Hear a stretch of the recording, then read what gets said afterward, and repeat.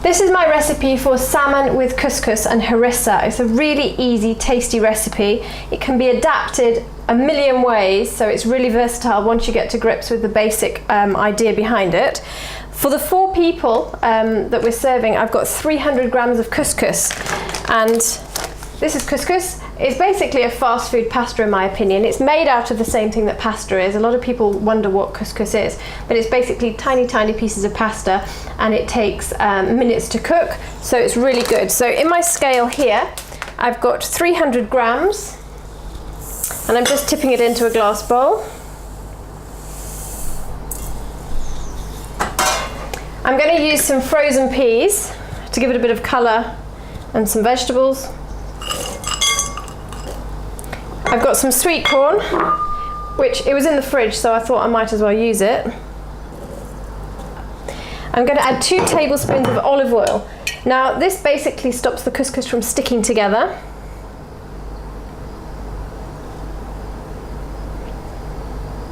That lovely golden colour of the olive oil.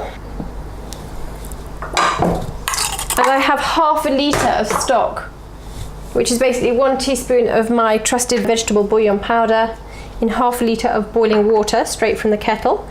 And I'm going to pour this over my couscous.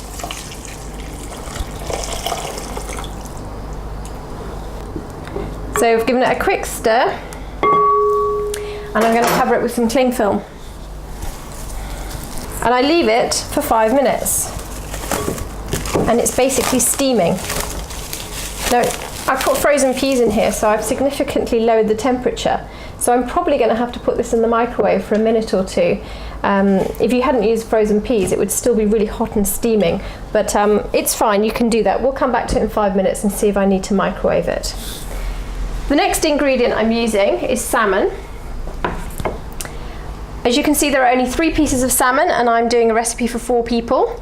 But this is real life, it's my home. I'm not going to cook 4 pieces of salmon when there's only 3 of us eating our dinner tonight. So if you have 4 people in your family, cook 4 pieces of salmon. If you only have 2, use 2 pieces of salmon. So I have 3 people. I'm going to use some slices of lemon, 1, 2, 3, and a little smile at the bottom. That's just being silly. But a piece of lemon on top just gives it a bit of extra flavour, because I'm actually going to cook my salmon in the microwave, because I don't want to have much washing up tonight, and this is a really quick and easy dinner. Red peppers, as you saw in the recipe, were optional. I know my husband and my daughter are going to pull these off, but I love peppers and I think it's going to add lots of flavour. A little bit of salt and pepper.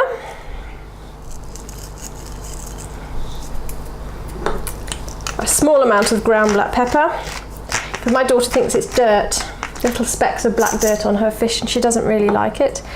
And I've actually got a knob of butter here, so I'm going to put that on. Optional. And then we're going to cover this with cling film, and we're going to microwave it for 2 minutes on full power and have a look at it. Because the process of cooking fish is quite interesting. Fish tells us when it's cooked. The last thing we want to do is overcook it. So 2 minutes on full power for 3 pieces of fish, which weigh approximately 450 grams total, and we'll come back to it.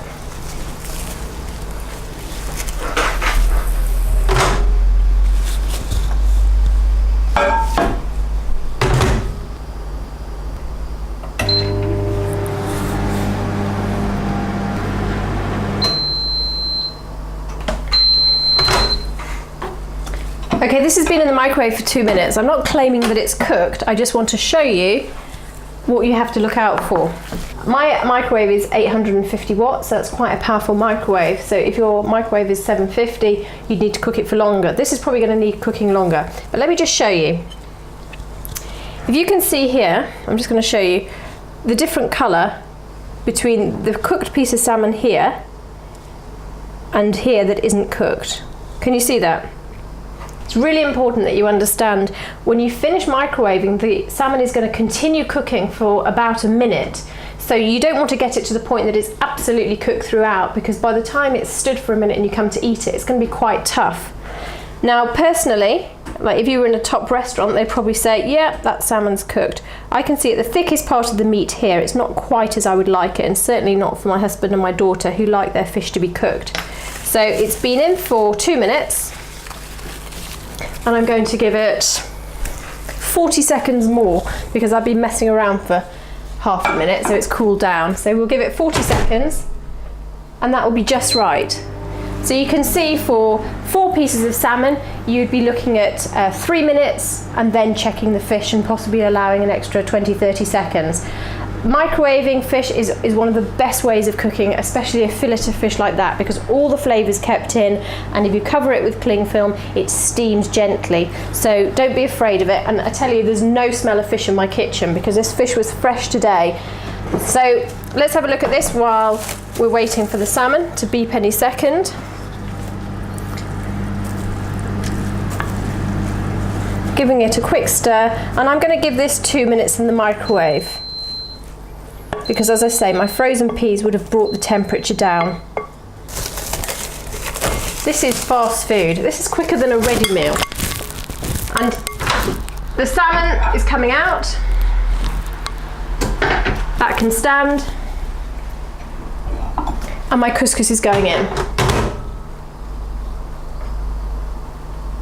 2 minutes. The couscous had 2 minutes in the microwave. Now the on-pack instructions say pour on boiling water, cover, leave for 5 minutes. But I put frozen peas in, so I knew I'd drop the temperature quite a lot. So it's been in the microwave for a couple of minutes and it's just sat there in the steam.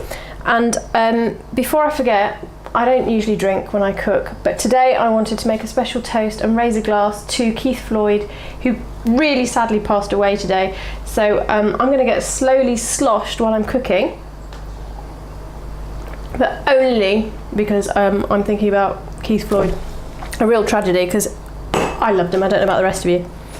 Anyway, moving swiftly on. The couscous is cooked. I'm going to add harissa. Now, I love it. I absolutely love it. I've discovered it fairly recently. It's a North African spicy mix with, well, you'll find out yourselves if you manage to get hold of it. If you didn't manage to get hold of it, a really, really, really good alternative to this is pesto. I'm only going to add this much harissa for all this couscous. If I were you, I'd add double or triple, but I've got a 5-year-old and she might find it's a little bit too spicy, a bit too much of a kick.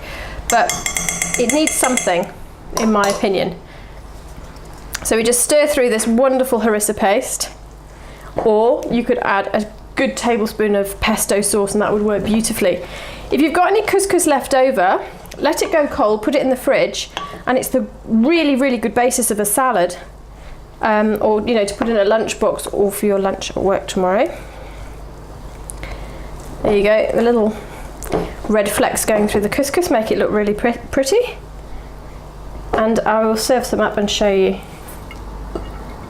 So you can see this is real fast food. I'd love to challenge someone who's doing a ready meal against my salmon and couscous because it's so easy. And the salmon's, I kept it under the cling film to keep it nice and warm. Personally, I think salmon's best at room temperature.